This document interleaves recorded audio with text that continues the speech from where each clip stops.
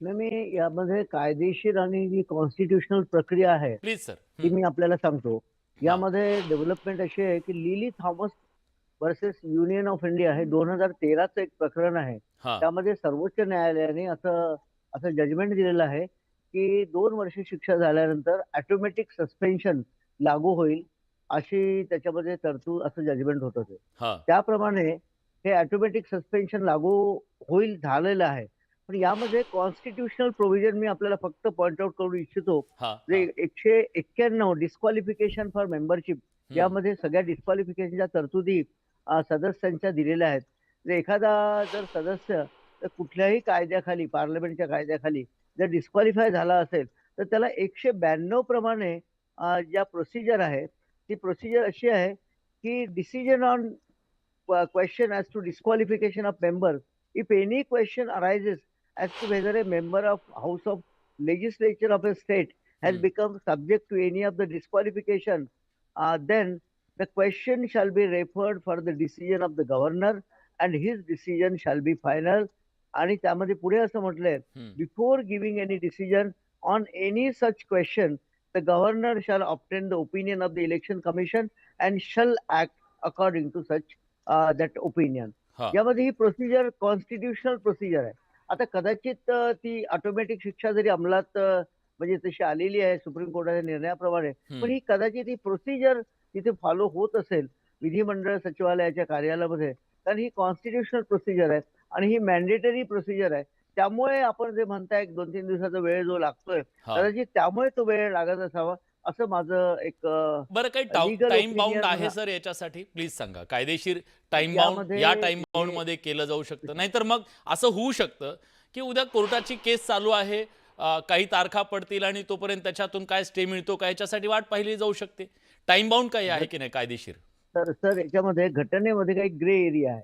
हा त्यामध्ये आत्ताच आपण एक सुप्रीम कोर्टाचा जजमेंट बघितला. आर्टिकल 200 अन्वये जर राज्यपालाने एखादं बिल राखून ठेवलं हा आणि ते किंवा राष्ट्रपतीकडे पाठवलं, कुठलीच टाइम लिमिट नाहीये. आत्ताच सर्वोच्च न्यायालयाने त्याच्यावर जजमेंट दिलेलं आहे. त्यांनी सांगितलंय की यामध्ये आम्ही काहीही करू शकत नाही, कारण हा प्युअरली गव्हर्नरच्या ज्युरिडिक्शन मधला तर राष्ट्रपतींच्या अखत्यारीतला प्रश्न आहे. आम्ही फक्त त्यांना काही डायरेक्शन सुद्धा देऊ शकत नाही. पण त्यांनी रिझनेबल कालावधीमध्ये तसा निर्णय घ्यावा, असं बर. सर्वोच्च न्यायालयाचं बिलाच्या बाबतीत डिसिजन आलंय. इथे सुद्धा हा ग्रे एरिया आहे. कुठेही टाइम लिमिट नाही या आर्टिकलमध्ये. 192 मध्ये नाहीये, 191 मध्ये नाहीये. त्यामुळे हा सगळा जो जे जे प्रोसिजर आहे, हा कारण तुम्हाला आर्टिकल 21 माहित आहे. State shall not that no person shall be deprived of his life and personal liberty except according to procedure establish by law. हा म्हणजे कसाबला सुद्धा डायरेक्ट एवढे व्यक्तीला मारल्यानंतर त्यांनी सुद्धा प्रोसिजर फॉलो करूनच त्याला हो फाशीची शिक्षा दिली गेली. पण session court, high court, supreme खरंय. कोर्ट, राष्ट्रपती हम्म दयेचा अर्ज. त्यामुळे याच्यामध्ये ही प्रोसिजर जी आहे, भारतामध्ये रूल ऑफ लॉ आहे, कायद्याचं राज्य आहे हो आणि कायद्याच्या राज्याप्रमाणे ती जी प्रोसिजर कॉन्स्टिट्यूशन मध्ये घालून दिलेली आहे, कदाचित त्यामुळे हा वेळ लागत असावा, ठीक आहे. असं मला वाटतं. ठीक आहे. अ, एक महत्त्वाचा मुद्दा आहे प्रतिभाताई, तुम्हाला कदाचित हे आवडणार नाही, पण सामान्य माणसाच्या मनातली ही भावना आहे. अजित पवारांचा, तुमच्या पक्षाचे अध्यक्ष आहेत, त्यांचा मी मेसेज वाचून दाखवतो जे त्यांनी टाकलंय. ते असं म्हणतात की सार्वजनिक जीवन हे नेहमी संवैधानिक नैतिकता, संस्थात्मक प्रामाणिकता आणि न्यायव्यवस्थेतल्या सन्मानावर आधारित असावं, मूल्यांवर आधारित असावं. तुम्ही कायम यशवंतरावांचं नाव घेता. ह्या सगळ्या शब्दांची आठवण व्हायला थोडा उशीर झाला असं नाही वाटत? मुख्यमंत्र्यांनी कवच कुंडलं मंत्रिपदाची काढून घेतली, खाती काढून घेतली, तरी राजीनामा होत नव्हता.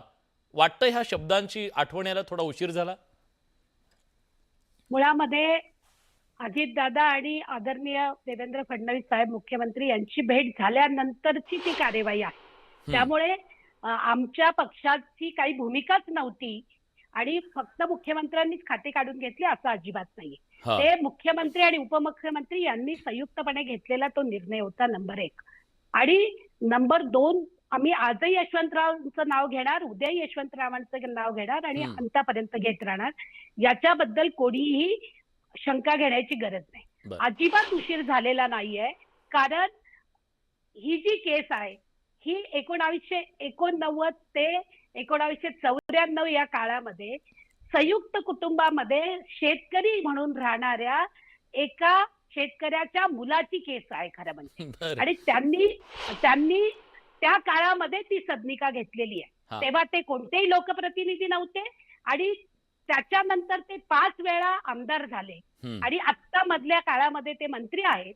असं असताना त्यांच्यावरती आर्थिक घोटाळ्याचे कुठलेही तुम्ही आतापर्यंत 5 वेळा आमदार असतानाही बरं, ताई त्यांच्यावरती ताई झालेले मला एक आरोप तुम्ही सांगा, बघितलेले खरं नाही. तर आता न्यायालयाची सुनावणी झालीये, न्यायालयाचं हे सगळं तपासून झालंय, हे सगळं तपासून झालंय, काय खोटं काय तुमचा खोरं काही राग आहे का राष्ट्रवादीवर? का असावा? मागच्या वेळेस पण तुम्ही मला बोलू दिलं नाही. नाही, आताही असं नाही. तुम्हाला बोलू प्रश्न देत नाही. कसं आहे ताई माहितीये का, ज्याला प्रश्न विचारेल त्याला असंच वाटतं तुमचा आमच्यावर राग आहे का. जसं तुमचं काम आहे की नाही बाजू मांडणं, तसं प्रश्न विचारणं माझं काम आहे. नाही, त्यामुळे पूर्ण होऊ प्रत्येकानं द्यायला- आपापलं पूर्ण होऊ दिला पाहिजे ना. हा, पूर्ण होऊ मग दिलं मग पाहिजे एक ना. प्रश्न आहे ना त्याच्यातला, तो फक्त प्रश्न विचारतो. तुम्ही बाजू मांडताय की नाही, मग तेव्हा त्याच्यामध्ये असं आहे की त्यांनी गनचं लायसन मिळवण्यासाठी त्यांचं उत्पन्न प्रचंड दाखवलं आणि गरिबांच्या घरातली गरिबांच्यासाठीची घरं घेताना उत्पन्न कमी दाखवलं. तर हे बघा, हा मी तेच तुम्हाला आता पूर्ण करत होती की हा. मुळामध्ये आता उद्याच्या दिवशी उच्च न्यायालयामध्ये ही केस येणार आहे आणि त्याच्यामध्ये माणिकराव कोकाटेंनी स्वतः ती अपील दाखल केलेलं आहे आणि त्याच्यामध्ये या संदर्भामधलं संपूर्ण त्यांनी विवेचन त्यांच्या वकिलामार्फत केलेलं आहे.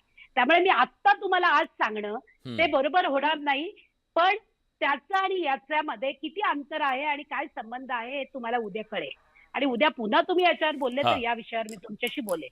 पण माझा मुद्दा तोच आहे की बघा, जेव्हा तामिळनाडू मधले उच्च शिक्षण मंत्री के पिनीमुडे जे आहेत त्यांच्यावरती असंच त्यांच्यावरती डिसेंबर 2023 मध्ये त्यांनी संपत्ती त्यांच्याकडे लाटल्यामुळे किंवा त्यांच्यावरती अशी सिद्ध झालेलं होतं. 11 मार्च 2024 ला